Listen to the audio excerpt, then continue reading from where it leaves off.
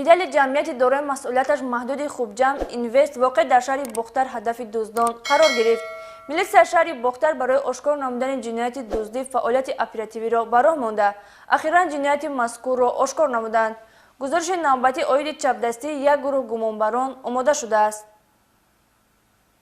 ба кормандони шӯъбаи вазорати корҳои дохилӣ дар шаҳри бухтар зимни бурдани корҳои оперативии ҷустуҷӯӣ муяссар гардид ки 5 нафар аз сокинони шаҳри душанбе ва ноҳияи рӯдакиро ки даст ба дуздии 613,992 сомонии филиали ҷамъияти дорои масъулияташ маҳдуди хубҷам инвест воқеъ дар шаҳри бухтар задаанд дастгир намоянд.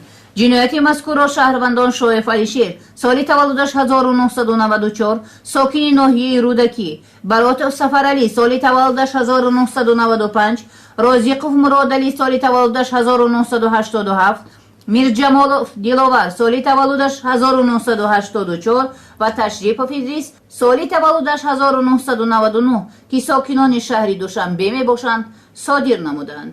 зимни пурсиши гумонбаршудагон маълум шуд ки мирҷамолов диловар худ корманди ширкати мазкур буда саркардаи ҷинояти дуздӣ аст. бо маслиҳати пешакӣ тариқи пинҳонӣ ба хотири тасарруф намудани маблағҳои пулии ширкат калиди сандуқчаи оҳанӣ яъне сейфро ба ҳаммаслаконаш ки чанд муддат нақшаи ҷинояти дуздии маблағҳоро кашида буданд медиҳад.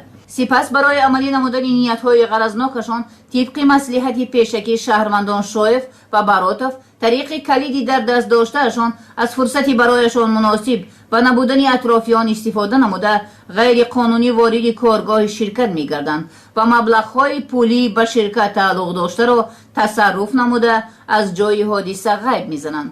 дар содир намудани ин ҷиноят розиқов ва ташрипов низ ба онҳо ҳамроҳӣ кардаанд.